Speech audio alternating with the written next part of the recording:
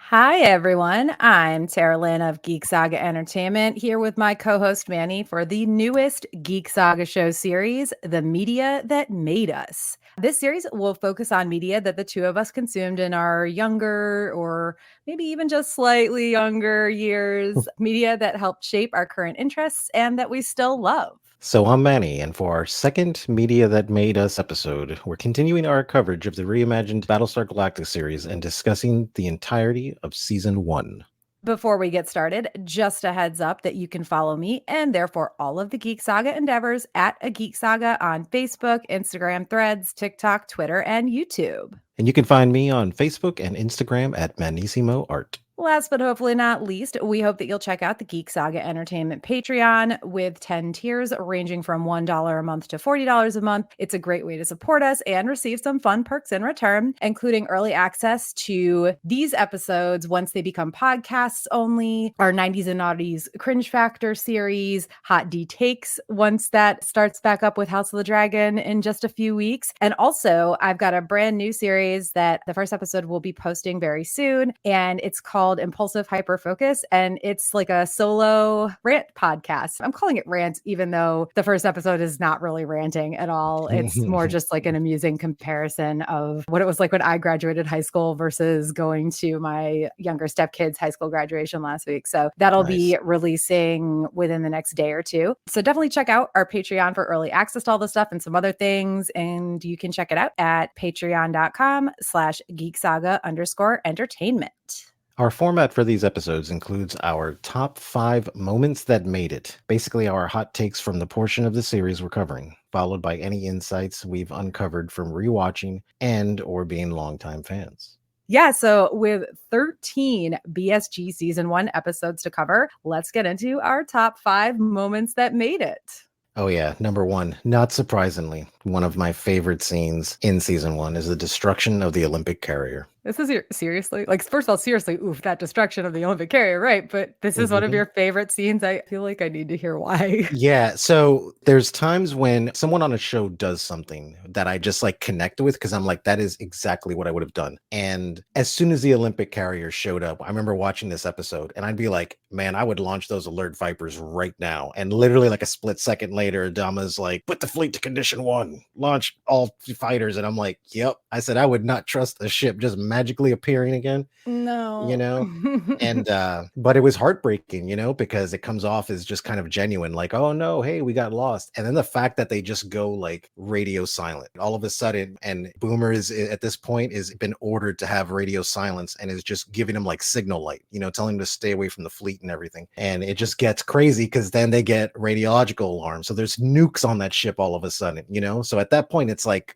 dude, we have to destroy this ship immediately. I feel like it's one of the most suspenseful scenes because it puts you in a position of like, shit, what the hell would I do? Like if that was just like an airliner full of fucking people, but now there's weapons, even though there may be a nuke on it or something, there might still be innocent people there. So there's this really awesome, like one thing I've always loved about Battlestar that I always said is the way they film all the space scenes. There's something about it that makes it so real. There's a scene when Apollo and Starbuck get ordered to destroy the Olympic carrier. Starbuck has nothing. She doesn't want anything to do with it. She's like, no way. So there's a scene where, you know, when they kind of fly backwards, like behind the ship, and Apollo's just trying to do his job at this point. He doesn't want to destroy it, but it's just like, okay, this has to get done. And again, it's just this scene with the Olympic carrier heading towards the fleet. You can see the Galactica going into that defensive position, right? Because it always shows its side when the enemies come, you know, because it has to do its firing, you know, solution and all this stuff. And you see the ships jumping in the background and then the music playing, which I don't know if we even mentioned anything about the music in our first episode, but these are soundtracks that I still listen to this day.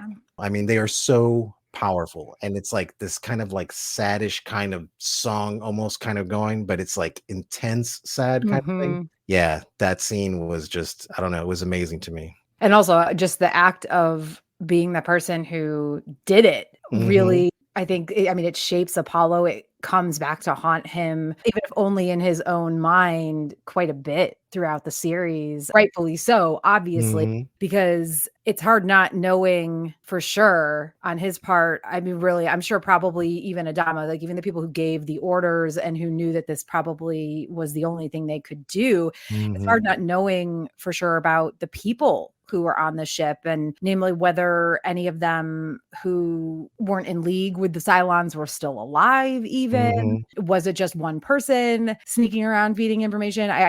I'm pretty sure we never find out. And please, somebody, if you're listening to or watching this and otherwise, correct me if I'm wrong. But as far as I can remember, we never know for sure what was up with the people or lack of them on the Olympic carrier. Aside from the ending, right? Because this episode was so intense, and what a way to start off the series. I mean, literally, it was just everyone is tired. They've been up for weeks now at this point, and they're all like high on stems and stuff now. So they're just all like, jacked up and like crazy. It's been going on for weeks. And when the Olympic carrier comes back, because it really affected Dee, right? Because when that ship jumped, with her that made the mistake, and you can tell and I love like the way Adama just like approaches her with it, where he's just calm about it. And he's just like, look, he's like, we make mistakes, people die. Yeah, and Ty is a total jerk. And he's a total jerk about Adama it. kind of is like, dude, calm down a bit. Yeah. Take a chill pill. Take a chill, And you can't really, but aside from the very ending, like the last few seconds of this episode, that was the most like, oh man, awesome. They came back. It was like the first good thing you felt in that show, at least for normal people. I already knew something was up when that ship came back. I was like, nah. I would have been Adama in a heartbeat. Launch the Alert Vipers, Yeah, I want to say like maybe there's two types of people or two types of BSG fans. Those who, when they very first watched this episode, were like, yeah, oh my gosh, it came back. Yay, triumphant return. And those were like, nah, there's something wrong here. Don't trust it. I'm definitely a don't trust it. So... No, the second that ship came back and everybody was like, oh, it's the Olympic carrier, I was like, my head. I literally said it a second before Edward James almost said it. I was like, dude, you better launch those Alert Vipers right now, dude. Like, no, fishy. Yeah, and you're right though. In this, especially since at least for this episode, like I said, we're covering 13 episodes. It's hard to narrow things down. And of course, we have a lot of like insights to talk about at the end, but to narrow a whole season down to top 5, moments that made it is rough. In fact, so rough that we do have a kind of more general one coming up eventually. But the first episode, 33, and I talked about this in our very first BSG episode, when I jumped into this series, it was literally jumping in with 33, and just the level of anxiety and everything that you feel, especially if you haven't watched the miniseries and you're just jumping into this and it's like, whoa, action, action, action. Why have they been up for days, weeks, or whatever it is on end? You get immediately that they're having to jump every 33 minutes because the Cylons are chasing them. That's not an issue. That's something that's made very clear right away, which is part of the reason why it took me a bit to realize, wait a minute, there's more missing here. I should understand more of this. But yeah, the whole episode is just edge of your seat, but shy of saying like an entire episode is a top moment. I think you have to call out the Olympic carrier as not just the top thing from this episode, but really one of the top things from this season, because it shapes so much that happens in the future. I will say, at least at the end of the episode, they give us that tiny boost of Billy announcing to Rosalind that a baby has been born, because he's like, we got to update the count. And she's like, oh my God, how many thousands of people have we lost now? Obviously harkening back to that very recent destruction of an entire ship worth of what they thought was like 1,500 people or something. And Billy's like, oh no, you can add one. There was a baby born. And it's like, oh. So I guess we get that tiny little tick up at the very end. You're like, well, they just killed 1,500 something people, but they got a baby at the end. This show does that. This show just, it abuses you and then gives you a little bit of a carrot at the end. I always tell people, I'm like, look, man, if you're depressed, don't start watching Battlestar Galactica. This is not the show to watch. It is hopeless, but they do these scenes that are hopeful, and you're like, wow. And in particularly, that ending where they add the 1 to the number, I was like, I wanted to cry. And Laura Rosalind started crying. You can see her starting to break down. I wanted to cry at the end of it. I was like, wow, so there is hope. And it also brings it back a little bit to that comment from Adama in the miniseries, like, got to start making babies if we want the human race to survive. Yep. To balance out the kind of just depressing awfulness of the destruction of the Olympic carrier, for number 2, we're going to go with that triumphant scene in which Starbuck figures out how to hack into the Cylon Raider. And really, this is kind of encompasses the whole situation where she figures figures out how to hack into it and then ends up back with the Mm-hmm. Galactica. But honestly, that moment where she by herself figures out how to do the thing is just, Mm-hmm. oh, it's so good. She's on her last leg. She's got no air left, And she has to do it. Yep. yeah, and she Yep. figures it out just at the last second. And of course, especially again with all of the drama leading up to her triumphant return, it just really adds, especially since we know that she has conquered the Raiders systems. Mm-hmm. Not right away, obviously, but before some of the really kind of, oh my God, we're running out of time things happen. Like we have Adama's visceral reaction to Ty telling him that they need to stop spending time and resources looking for her, which, oof. And of course, this comes on the heels of Adama's argument, disagreement. I don't know what the best word for it is with Starbuck over the death of Zach, his oldest son, because she feels responsible for that. And I guess in a way she kind of is, but Adama now feels he's sort of responsible maybe for Starbuck being missing in the first place and responsible for making sure she's brought back home. Because I mean, it's the whole like you have a fight with a friend or a significant other or a kid and something happens to them. And then those could be your last words to that person. It's, it's a popular trope in media. It happens over and over. All of this has happened before and all of it will happen again. Yep. Yep. And then Apollo makes that comment to Roslyn saying like, we don't leave people behind. And Roslyn's like, dude, we already have. Yep. And he's like, not this time. It's just like, yeah, but dude, you left whole ships of people that didn't have FTL drives behind. This is not the person you want to be making this argument with. No. And again, all of these scenes are interspersed with Starbuck fighting with this raider, trying to figure it out, knowing it's her only possible way by some slim, tiny chance that she can figure it out to get off the planet. And then she does. And she's like, yeah, woohoo. And then again, she literally comes back at the very last second. And everybody's like, oh my God, what's the Cylon Raider doing here? We're going to shoot it down. And again, only realize at the very last second that she's the one piloting it. She wrote Starbuck under the wing. Yep. Oh man, I've seen it so many times and I choke up every time I about loved all of it. I loved how the ships kind of played with each other, like Apollo and her, because you see them both and you see her go like this and then he goes like that also, I thought that was super cute. I love it. Yeah, and they're like, this Cylon Raider is acting so weird. And she's in there just like, oh my God, don't shoot me down. Yeah. I can't even imagine that level of like, you literally look like the enemy. Nobody can see that you look otherwise. And you just have to hope that they understand you are who you are by the way you're flying. And that eventually they will see the fact that you wrote your name on the ship. Such a great, like, triumphant, all of it is so triumphant. To me, nothing is better than Starbuck. That moment she figures it out. Oh, I think the thing with Katie Sackhoff is that she is so good at playing emotion. She just does a great job of it. And I love that her character, like, is a tough ass, but also has these, like, insurmountable, like, vulnerabilities on top of it, and I think that's what makes her character so real. And she plays it so fucking good. Yeah, she's also at times her like jubilation, and I'm calling it that on purpose because it can be a bit much, like I guess for me, but even when it is a bit much for me, it doesn't seem like it's overacted because Starbuck is a character of extremes. Yep. And this whole situation just shows them off very, very well, particularly the positive ones, hence why I wanted to follow up the awfulness of the Olympic carrier with something positive. All right.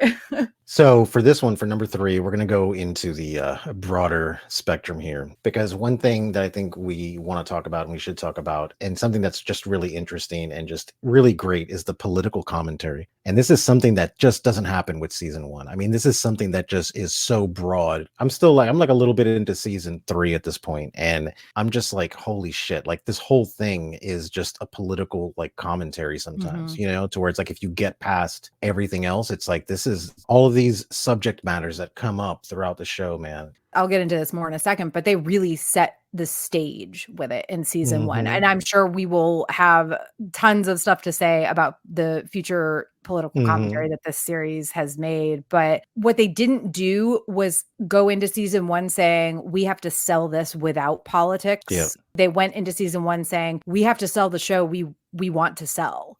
And they did. Well, they did a good job with they it. began it very quickly too. No, they did. But the thing is that the show was so good that it almost seems like a sleight of hand because they're feeding you this political commentary. You kind of don't realize it. One of the things on here that is like a perfect example is like the prison industrial complex and slave labor. So where they're going to be using these people. And then they're like, oh, we're going to give you like your freedom. And that's something that you obviously happens here, so you have these people like cleaning the streets and doing all this kind of stuff, and they get to earn their points so they can get closer to or at least get out on like good behavior. And in the end, I mean, they're getting paid like 10 cents an hour. It's nothing, and it's just slave labor, I mean, that's what it comes down to. Let's be real. There is at least one other show that takes a much deeper dive into this. Orange is the New Black.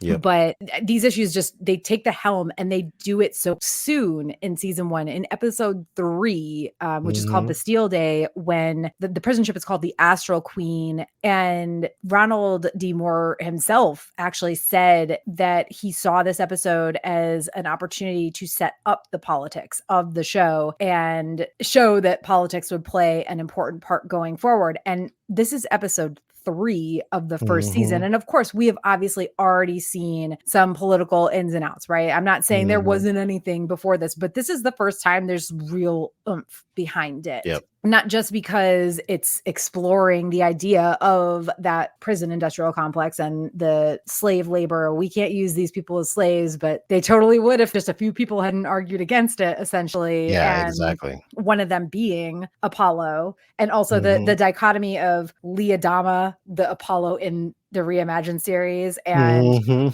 Tom Zarek obviously is played by Richard Hatch, who was the Apollo in the original series. They have a lot of great moments in this. There's kind of that passing of the hat, even when Zarek is talking to Apollo about what the Greek god symbolizes, et cetera, et cetera. But Apollo takes a stand against his father, and also respected superior officer, as well as the president, who he's come to respect and grown pretty close with, actually. And he takes a stand against them to follow his own beliefs. And just like on a personal note, for anyone else who's had to deal with like very differing political opinions and leanings within their families, I'm wondering if this situation felt as eerie to you as it did to me. Because I will say, like, when I first watched this series, I was not as far left liberal leaning as I am now. Not that I was right wing at all, but I was not as far left as I am now. But my parents were also a little bit closer to center. My family was a little bit closer to center, and now they're way far right. So rewatching it, particularly now after the past like 5 or 6 years, no longer than that, like 8 years, it was just like, ooh. And again, the creator himself, he knew what he was setting up, and to do it in episode 3, I'm sure this went over some people's heads. It probably did. Like it didn't for me, and I'll tell you why. Because I am very familiar with Ronald D. Moore. Ronald D. Moore did a lot of stuff on Star Trek Deep Space Nine. Okay, so there are things actually in this show that completely mirror stuff that I already had seen back in the 90s with Deep Space Nine. It is cool, because I love him as a writer. I think he's fucking genius. Like I love him, so it was great to kind of see it. So when they were setting up the politics here, he did it the way he does it, where it's like, it's not, like I said, it's almost like sleight of hand. You think you're watching like a suspenseful episode about these people getting trapped with prisoners and, oh my God, what's going to happen? But what it's actually doing is making this kind of really big political statement is what it's doing. You just don't realize it yet. Some people don't realize Some people don't realize it yet, I'm sure there's still some people who don't realize it with Battlestar, because I know for a fact from recent-ish dealings with the Star Trek fandom,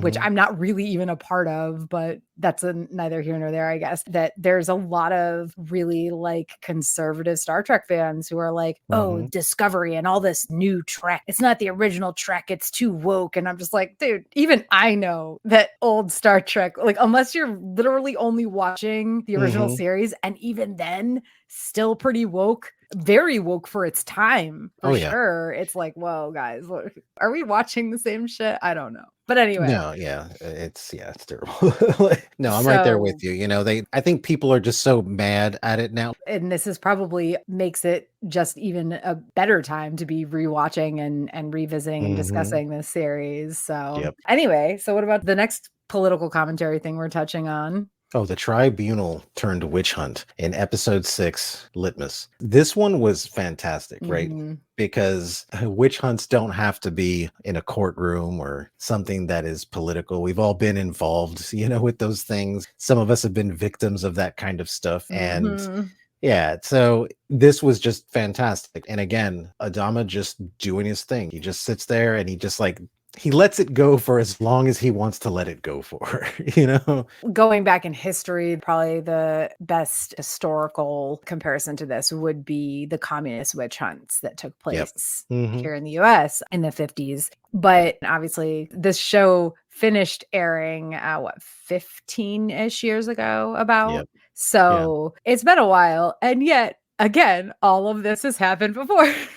And All it of it all will happen happened again. apparently again. Kill me now. In this episode, the announcement that Cylons can look like everyone else now raises everybody's paranoia and suspicion, Mhm. which leads to this like a possible, probable, definite curtailment of people's freedoms and civil liberties. And then the tribunal comes in and becomes a way for those in charge of it. I don't want to say those in charge, period, because Rosalind particularly was like, I don't know, this could easily become a Mhm. witch hunt, guys. She's very hesitant about it, but Yep. the tribunal becomes a way for those in charge of the tribunal Mhm. to create fear and capitalize on that fear for their own gains.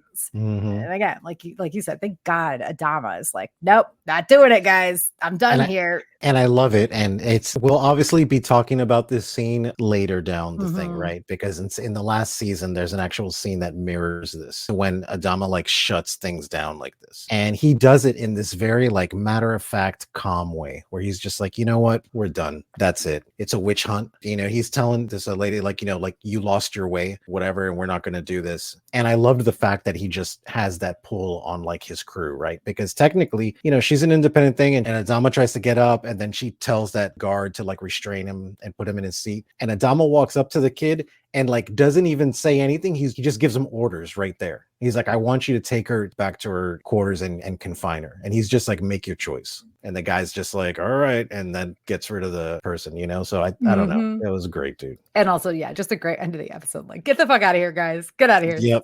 Yep. And then the forced vice presidential election in episode 11, Colonial Day. Yeah, that interim quorum seemed like Yeah. a good idea. And to be honest, it really was. It kind of needed to happen. It's like, oh God, we've got like a break from the Cylons for a minute. The Cloud Mhm. Nine, the fancy like cruise ship. It's like the Cloud Nine of the seas over here, Mhm. Royal Caribbean, or maybe it's like celebrity cruises level. I very, very high end. The like park garden thing on it is a bit ridiculous, but anyway, it's back in shape and they all get to have a little vacation, supposedly. But also, the interim quorum was a good idea, but Yeah. it turned into like seeming like a good idea when they learned that Zarek was elected as Sagittarian's representative. Like, oops, oh dear, Apollo, you did not expect this, did you? It's like, wait a minute, did we say democracy? We meant fascism. We didn't know. No, no, no. We meant democracy, but we meant like US democracy. And then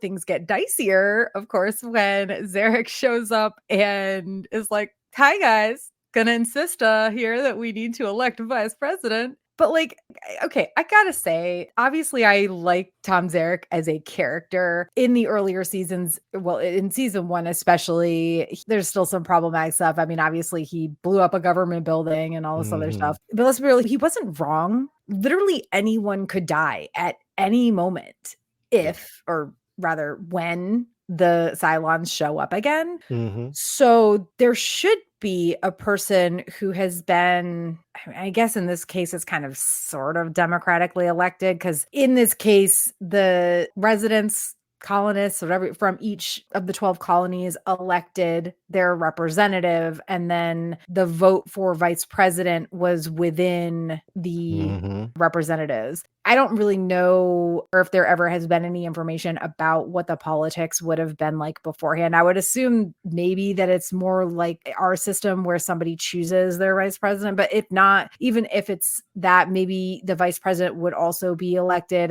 Maybe back like in the good old days when the vice president was actually the person who won the second most number of votes. Good old days. I don't want anybody to take that seriously. Okay. Yeah. But yeah, he wasn't wrong. There should be somebody next in line, because if something happened to Rosalind, which is entirely probable, not just possible, but probable, then there shouldn't be this just immediate power vacuum. They were lucky they had anybody to name president the first time. She was 43rd in line, for Christ's sake. Yeah, exactly. And if they're going to play by the rules, then they need to play by the rules, and the rules Yeah. state that you have to have vice president. So, and if you didn't, then it just kind of makes it this weird pseudo government thing that is just convenient. Yeah, you're right. That's why they needed the vice president. Not that it works out the way Zarek hoped. No, of course not. What with Baltar being an already popular so-called Cylon expert, and he's also an expert orator, has Head 6 egging him on, but he is very, I mean, God, he gets Starbuck in bed, so he's got to have something going for him. I don't get it. I don't get it either. He's a weird one, and they all know it. Actually, in that episode too, this is the first time where you see Laura Rosalind starting to play the political game. Before, she was just trying to be like a leader and trying to do the best, but she had this other guy as the candidate and then was like, no, we have to win this. And I think it was for good reason, right? Because it's like they said, they can't let Tom Zarek be a heartbeat away from being the president. There was no way. They were really against it. So Dean and I were watching it, like laying in bed one night. The guy that Rosalind chose, or not even chose, but like, this is a friend of hers. She insisted that he run. She's like, I need you. We cannot, like you said, we cannot have Zarek be this close to the vice presidency. And he didn't want to. He really didn't want to. Like, she shouldn't beg necessarily, but she really had to just, she had to press him into it, essentially. Yep. And then when Baltar shows how great he is at things, she goes to her buddy and she's like, I'm sorry, I need you to step down because I need Baltar to run because he's the only person at this point who could possibly beat Tom Zarek. And the guy's like all pissy. He's like, I never thought that when you were with whatever the fuck the previous president's name, when you were with Anwar, something like that. That's with an A, I think. But like when you were with the previous president, I thought you were just the greatest, and like now you're playing politics. Blah. And I'm like, dude, you didn't even want to do this. Yeah. Like, you did not want this. Why are you so pissy?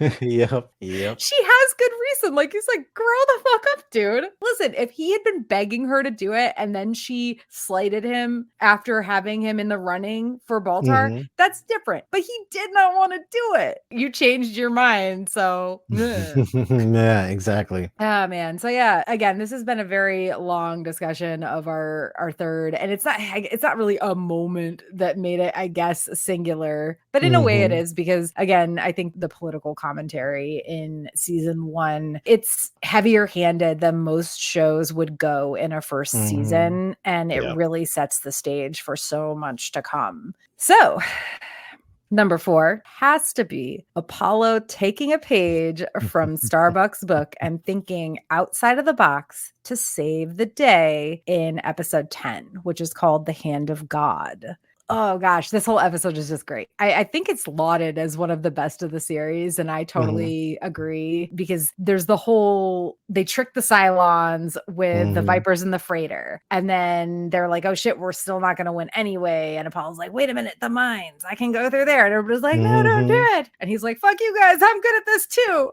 Starbuck isn't the only one. Exactly.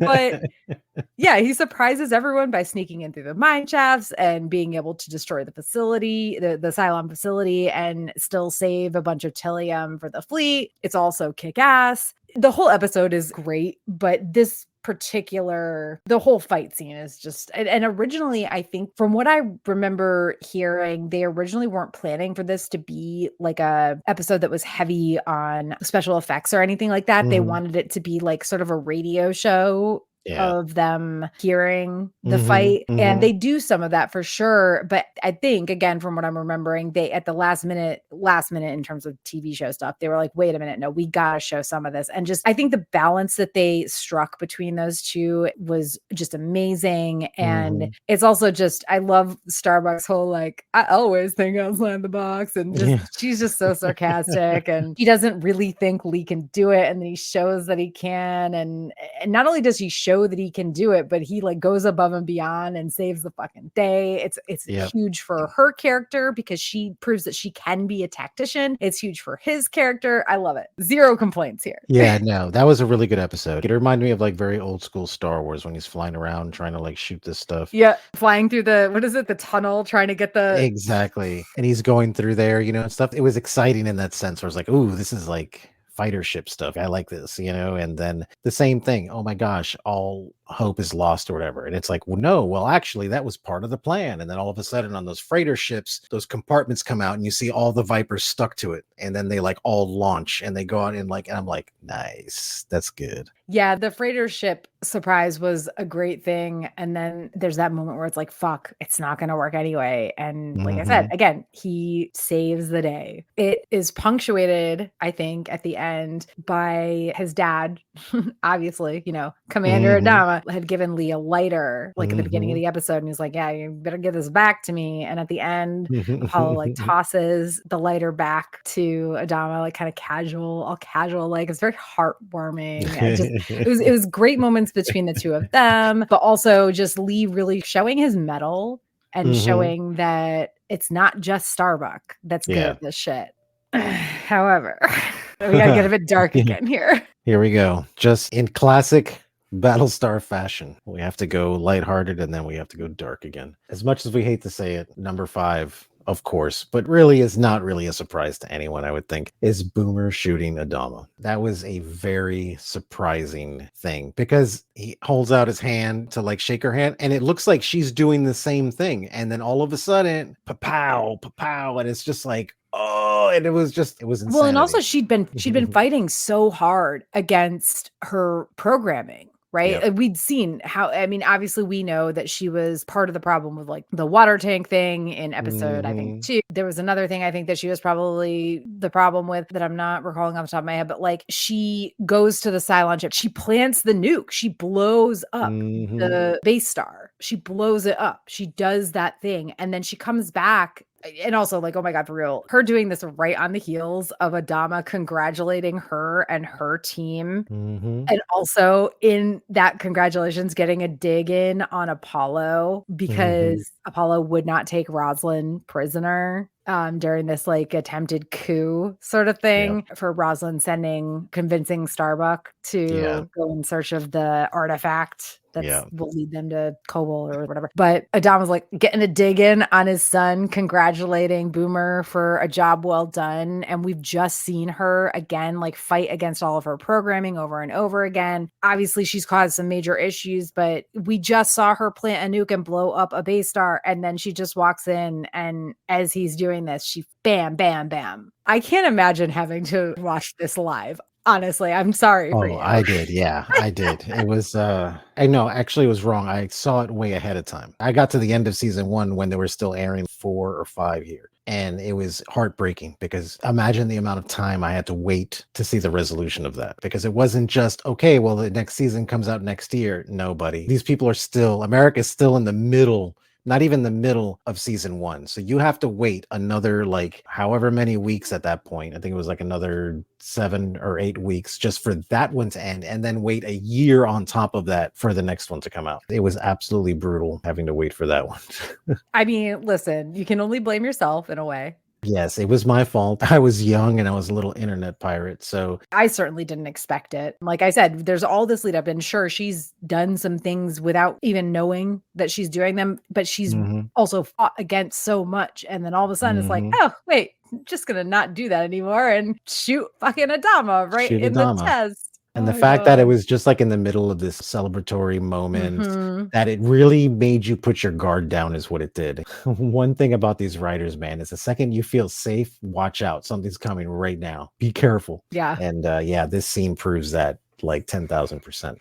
All right. So now we're going to talk about some insights we've gleaned from being longtime fans. But as I mentioned in our first BSG episode, while we're covering the show, I'm going to refer to any Easter eggs or bloopers, although I think in this case there's no bloopers, that I mention as Dean sites. Because my partner Dean knows far more about the series than I ever could and won't stop pointing things out to me. So I've long ago lost track of what I knew before I knew him. This episode's Dean sites are Callie was originally supposed to be killed in the prison riot. Really? Yeah. I didn't know that, but it wouldn't surprise me because they loved getting you attached to these little side characters at first, and then they just kill them.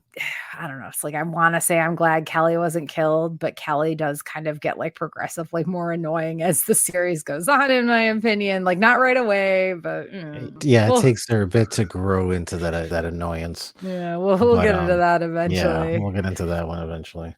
Additionally, this is just a random aside, but in The Hand of God, one of the pilots who is with Apollo, one of the Viper pilots when they're in the freighter, has the call sign stepchild, which I thought was really like, when he told me this, I was like, they really? Okay. I also, for the first time ever, and I don't know that he even knew this, but there was a Viper pilot who I'm 99% sure died in that episode, whose call sign was Stubbs, which was the name of our dog. It was his dog before I met him, but we watched this episode together, and he was like, "Holy shit! Like, did I name my dog Stubbs? Like, was it like this? Just sort of like he was a German Shepherd Corgi mix. We have no idea how that happened, but they named him that obviously because he was this big long dog with these stubby little legs. And when I say big long, I mean like 3 times the size of like a normal sized corgi, but with stubby little legs. Cutest freaking boy ever. Such a sweet boy. So yeah, that's just a personal aside. But also in The Hand of God, Dean wanted to point out that, and this is something I never really thought about, so this is definitely from him, that in The Hand of God, that's the first time the show really gets into the fact that, and maybe, I don't know how much it even gets into it later, but that being a Viper pilot isn't all about skill alone. It also takes very high levels of physical prowess, which they of course show with Starbuck's storyline. You know, she hurt her knee really bad when she got stranded on that horrible inhospitable moon or whatever it was, and had to come back in the Cylon Raider. And she did laze around a lot because she was feeling bad for herself, and she's been in training, but she's still like nowhere near where she needs to be. She can't lift like a certain amount of weight. And there's this whole explanation from, I can't remember who it is, Adama maybe, or Apollo, it doesn't matter, but saying like, well, if you can't do this, there's no way you can handle the G's. And I think it's like one of those things that I'm sure there are people who would have understood, like astronauts would have understood this immediately, right? Or people who've been to astronaut camp, or like just hardcore science people who know about space travel would have understood immediately that, yeah, you need a very high level of physical prowess to do this thing. But this is the first episode where they really actually show like, yeah, you can have all the skill in the world, but you can't just pilot a Viper with skill. You absolutely need to be in tippy top shape. Physical shape, exactly. I did like that they include that in there because when you see him flying around, you just think, okay, well, it's just some skill, like that's it. So I did like that, how they explained that. Again, it's really hard to just narrow this down to like a few things from season 1, 13 whole ass episodes, guys. This is one thing that I messaged you about. It doesn't much matter now as a viewer when I've seen the series several times over, but I still don't really like the cold open after the theme, including the collage of scenes that you're about to see in the episode. It just, I don't like it. And often, mostly I think often because it feels like it gives too much away. If somebody were to actually be watching this for the first time, I don't really understand why they did that. I don't think I ever will. I don't know either. And they actually stopped doing it, I think, for like the first 4 or 5 episodes of season 2. They don't do it anymore. And then it comes back again.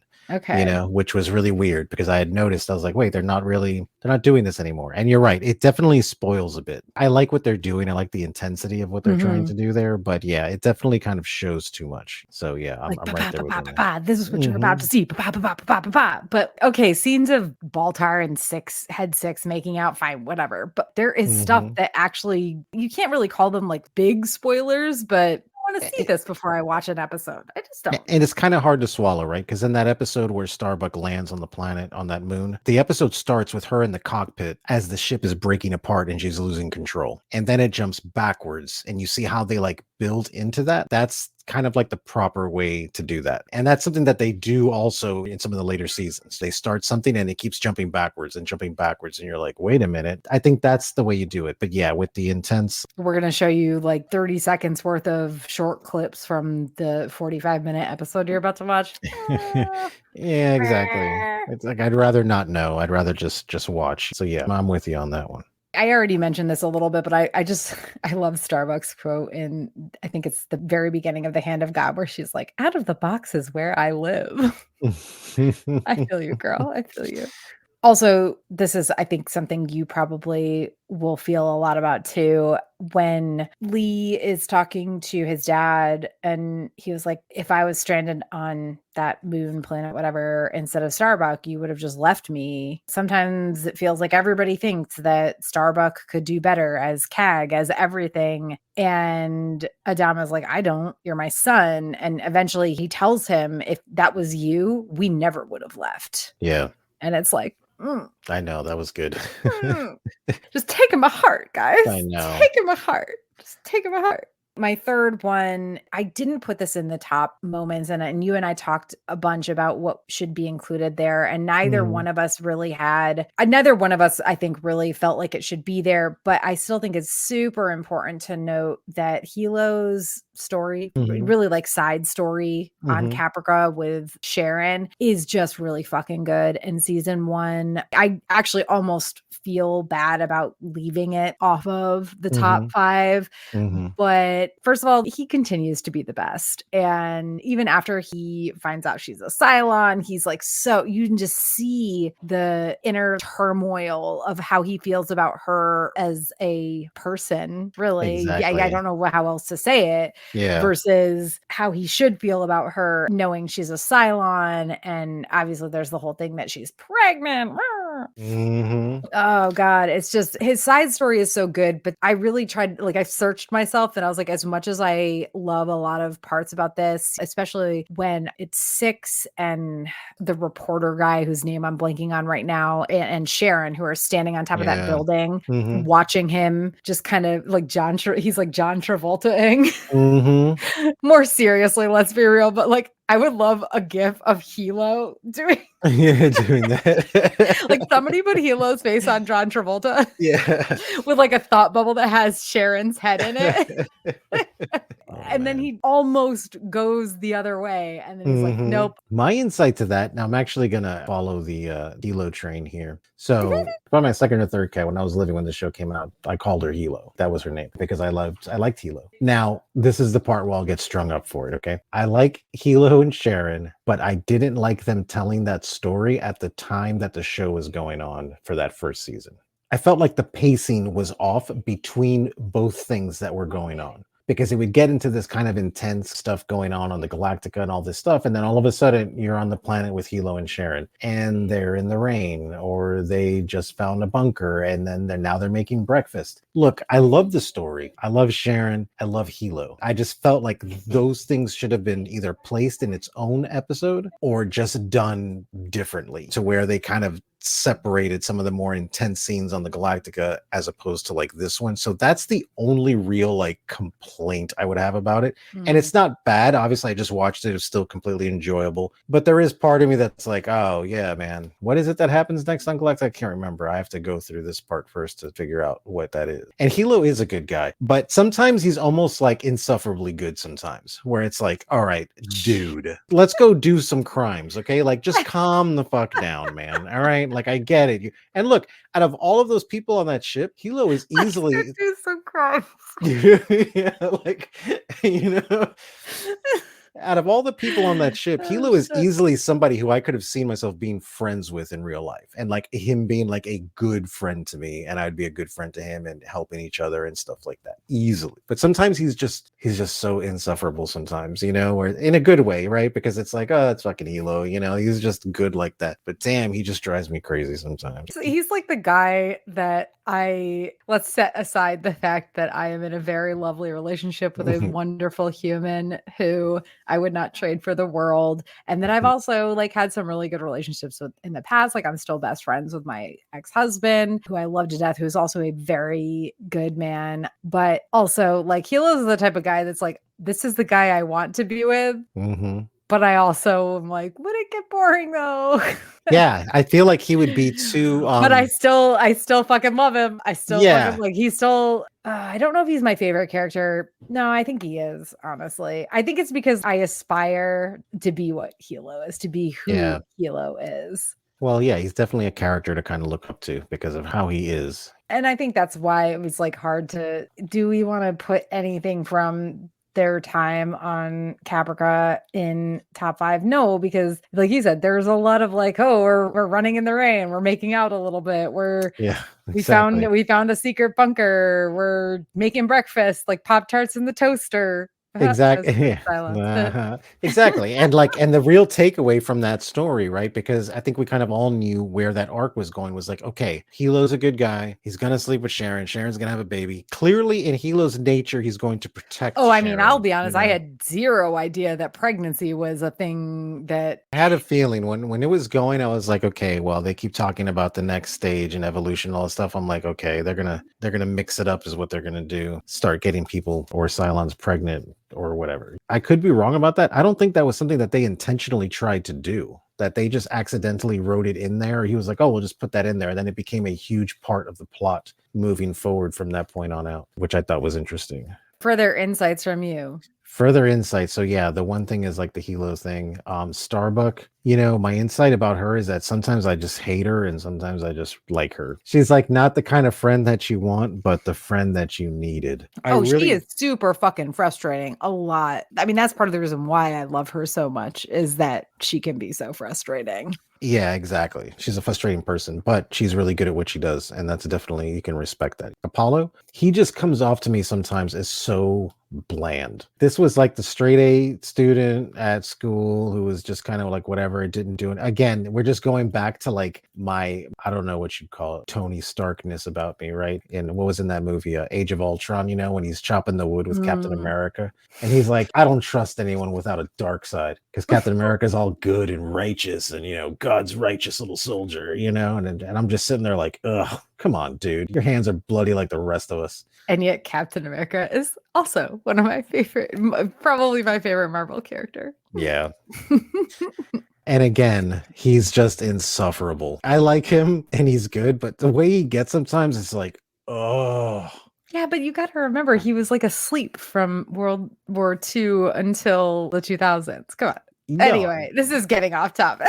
I know clearly, but I mean, yeah, okay. We'll talk about that some other time. But that's another story for another time. Yeah. I can't even think about the idea of talking about Marvel movies. Honestly, God, I don't want to. No, I have zero desire. Because then that would mean I would have to rewatch all the terrible ones, and there's so many of them. Anyway, other stuff from season 1 that just really hit you where it hurts. Dude, it's literally the anxious train, it's just the anxious train, because if any moment that they have that is like these calm moments, that is the time that you get to reflect about how anxious this show is. Because when everything's going on, you're like, ooh, action. But there's this scene in 33 that I swear to God, I just really connect with, right now in particular, when all this stuff is going on and then Head 6 is talking to a guy, and he starts talking and he looks over and there's like other people looking at him while he's talking to himself or whatever. And he's just like with these eyes, you can tell, it looks like he's going to start crying. And he's like, there's limits to what like the human emotion can like go through. I think that's right before it jumps to like the credits or whatever. And it's just like, oh my God, yeah. So any moment that is like these quiet moments, even the episode with Sharon, right? With the water episode where she just wakes up and she's just covered in water and just sitting there. And you're like, what the hell is going on here? And I think for as much intensity as these episodes are with all the action and the ships fighting and all this stuff, their quiet scenes sometimes are like the most powerful, because you have a minute to just sit in that soup of anxiety. I don't know. It really puts you in there. Every time Gaius gets, and I'm not talking about like when he's having like sexual relations with himself with head six. I'm talking about like anytime he just is like in a normal conversation with head six and Mhm. he gets caught, it just reminds me of when I first brought my pets out to California. And the first time, I can't remember, I must have been Cam, the younger stepkid, caught me singing to my pets. And I was like, oh, yeah, I do this. I literally sing songs to them about them. Each of them have several songs. I literally composed songs for both Ellie and Sokka. This is a thing I do. Speaking of Gaius and Six, though, one thing I want to, before we close out, one thing I want to definitely mention is the Gaius deepfake. Oh yeah, the guy's deepfake. When Shelly, whatever her name is, was like, Yeah. yeah, Dr. Anwar or whatever, I was his assistant, and here's this video. Now, first of all, the disc, it's on like a CD-ROM, right? But It's like hex shaped, like yeah. like all the shit is, and I'm like, that doesn't, it's not gonna play in a fucking Not gonna computer. Get play the in a fuck out of computer, here. you know, like It's like, here's 5 seconds. Here's another yeah. 5 seconds. But really, like, it turns out to be a deepfake, and like, go Gata for triple checking that. But Gato's this another is good guy, deepfake you before know. we knew what deepfake was, guys. Exactly.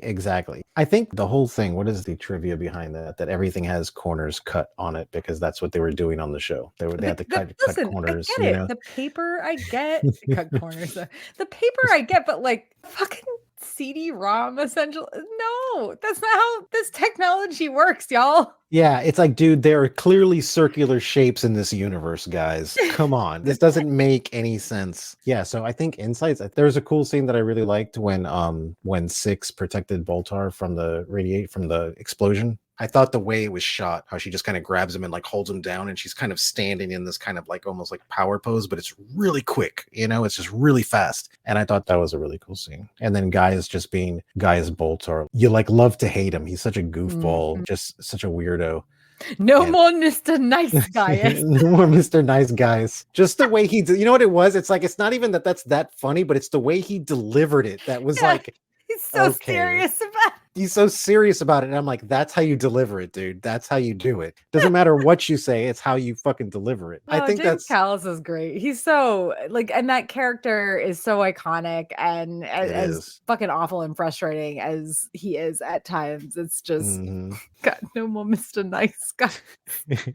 I'm just gonna start using that in like day-to-day life. Well, he has this thing to him that's so weird, right? Because when he's trying to break the computer, when it shows his face, you know, on the thing, and then they barge in there, he's like, and you see him just like all scared, and you see him kind of like edging over to stand in front of the monitor, so they don't see him. Yeah, it's like there was just stupid things that he does that I think are just really accidentally comedical. Love to hate him, hate to love him. You Oh, know? another shout out I wanted to give is for that episode, Tie Me Up, Tie Me Down. That whole episode is weird. The whole hate episode Ellen is Tighe so fucking much. That whole episode is weird, and I tell people, I'm like, that is the closest you're gonna get to like a comedy episode in Battlestar. In particular, when they're having that dinner, it's so weird, man. And it's like even outside of her like feeling up Apollo's like leg, everything about it is she's so awkward.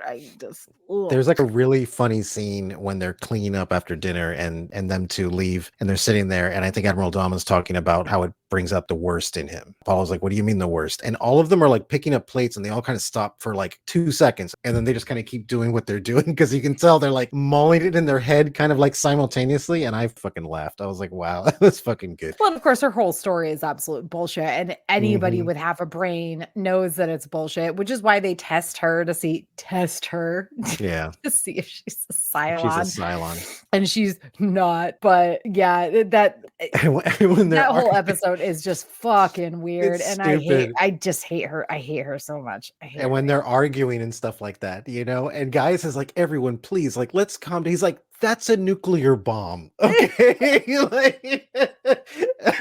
It's like, oh, Gaius, being the voice of reason somehow for once. Being the voice of reason, exactly. It's a lot to pack one whole season into a single episode, and we will not do this again. I promise everybody. It's just it's really hard to split up season 1. I think when we roll into season 2, it's easier to take 2 or 3 episodes and make like a full cast out of it, just because there's a lot more to unpack in season 2. Yeah. Than season 1. Also, a lot more episodes. Was like 21 episodes. 22 episodes, something like that. I think it's 20 21? episodes, I think. 20? I think it's No, 20 20. episodes. Okay.